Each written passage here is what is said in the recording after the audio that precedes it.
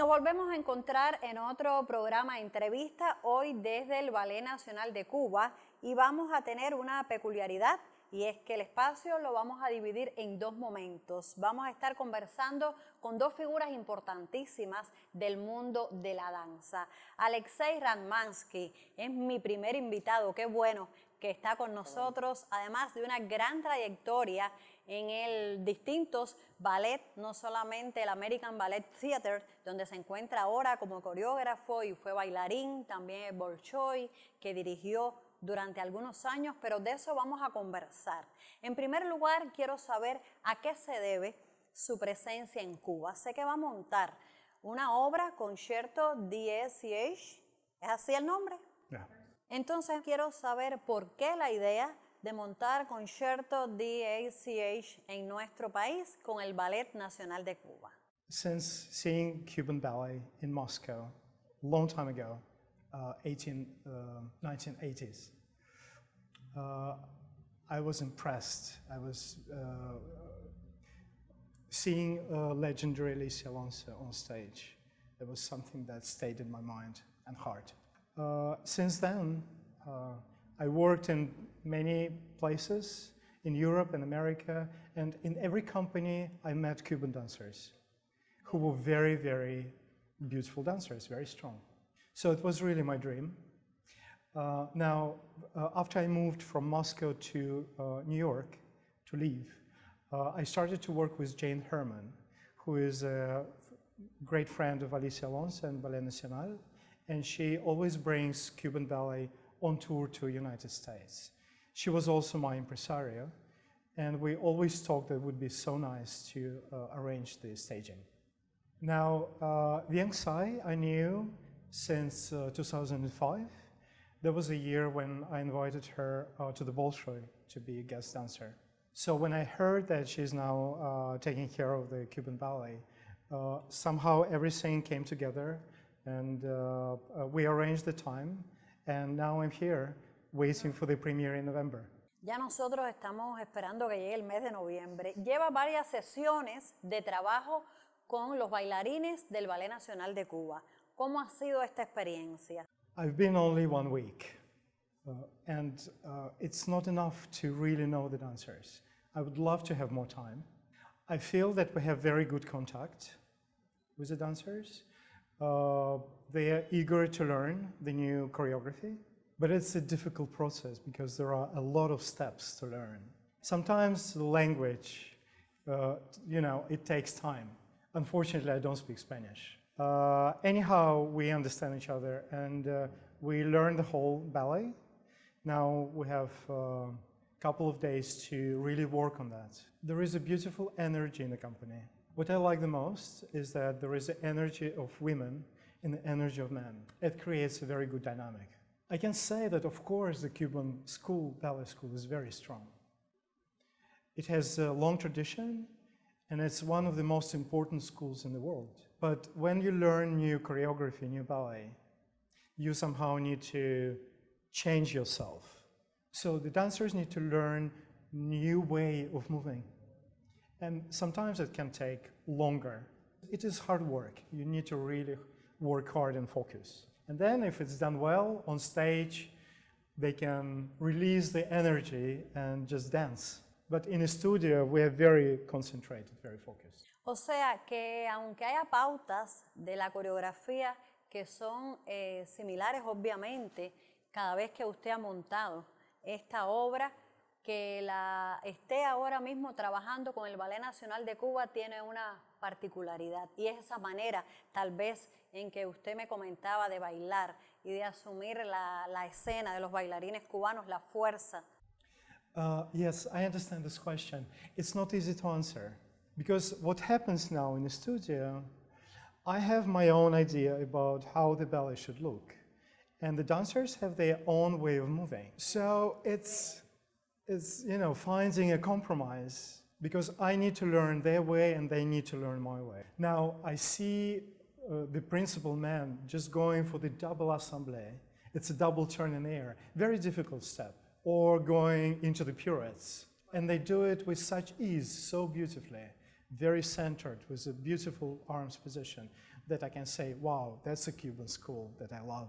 And sometimes I need them to move really fast with the feet and go from one spot in a studio to another spot in 1 second. And then it doesn't work. It's not easy. It's not easy. So we would work in finding ways how that, it's just an example, but there are many moments like this. So some steps are easy, some steps are not so easy. And that shows me the particularities of the school. As I mentioned, the beautiful energy of the dancers, so I hope when all this hard work is done, they can feel very free and they will deliver a very athletic, very emotional performance on stage. But we're not there yet. It's just the beginning of the process. Usted decía que es muy difícil. También estuve leyendo que tiene momentos más suaves, momentos más fuertes. Hábleme también de la música, de cómo surgió el título de la obra, porque sé que tiene que ver también con el músico. Yes. So DSCH, this is initials of Dmitry Shostakovich. He is a Russian Soviet composer, the most important probably Soviet composer. So it's that's him, that's his signature, this DSCH. The music is a piano concerto number 2. It was written in 1950s, after the end of the Second World War and after the death of Stalin. The timing is very important because this time, particularly in Soviet Russia, was a time of relaxed, after the tension and horrors of the war, people were afraid, people were very, very tense. And after that, in 1950s, it was a very beautiful time, very light. People started to breathe, started to love each other without thinking of the politics or something. It was a time of great hopes, and it was a time of my parents' youth. So the music consists of 3 movements. The first and the third are very athletic, very like a sport competition. And it's like young students full of energy, just playing around. And the second movement is romantic. It happens during the night, and it's just a company of friends walking around, and there is a beginning of love. So man and woman, the lead characters, they look at each other's eyes, and the feeling is blossoming. So it's not passion, it's not dramatic love, it's the very beginning of the love, like a flower is opening. And there is a little bit of humor and competition, you know, like not serious jealousy, just a little bit. So that's a story, nothing else. As for the steps, for the choreography, I was inspired by Balanchine's technique. Because in Russian school, and I think it is similar in Cuban school, for us, Balanchine was too quick and also too modern. In the upper body, a lot of freedom, jazzy. We didn't have that in the school. So when I came to New York City Ballet, after the invitation of Peter Martins, I was inspired by the dancers, Peter Martins. Since the premiere, this ballet was done by some other companies. And every company does it very differently. Like, for example, Mariinsky Ballet does it very lyrically. And I'm very much looking forward how the Cubans will do it.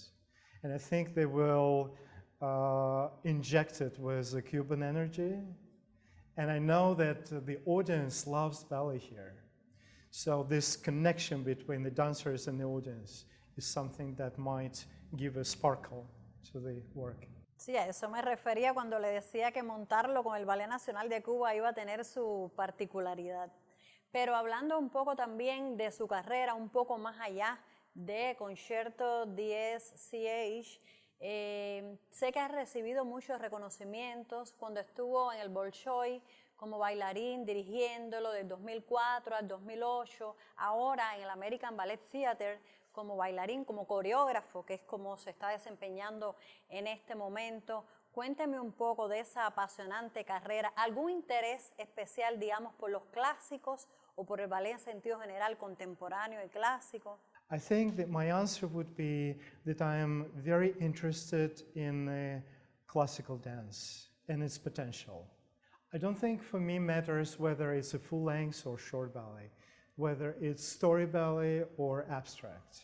For me, the most interesting is finding the quality of the steps, the movements that are expressive, but also classical in shapes. All the classics were done in the 19th century, and Cubans performed them beautifully. Especially, I'm so looking forward to Giselle, because your Giselle is something so strong.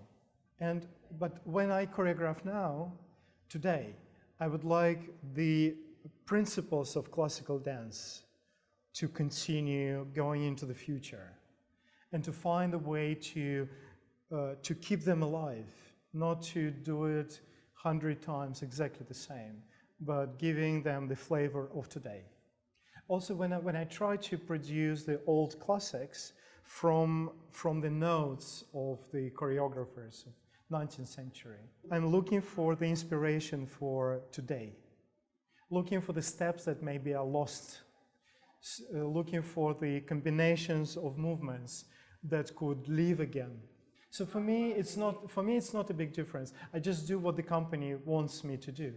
Y casi para terminar, porque además sé que ha tenido arduas jornadas por el poco tiempo en Cuba, ¿cómo ha sido su relación personal y profesional con Biensay Valdés, quien será nuestra próxima invitada? Well, first of all, I feel together with my assistant and my wife, Tatiana, we staged this ballet together. I feel very welcomed. I feel very warm hospitality from every member of the staff, the direction of the company. So it feels very good. It feels really, really good. Biensay is not only directing the company, helping me around, she also dances the lead. She also translates all the time, all my corrections. I don't know how she survives actually, but she's a very strong woman. Bueno, pues gracias, lo esperamos en noviembre para el estreno de Concierto 10ch. Hacemos una pausa en nuestro espacio de entrevista y seguiremos conversando en los próximos minutos con Biensay Valdés, primera bailarina del Ballet Nacional de Cuba y subdirectora artística de esta compañía. Muchísimas gracias.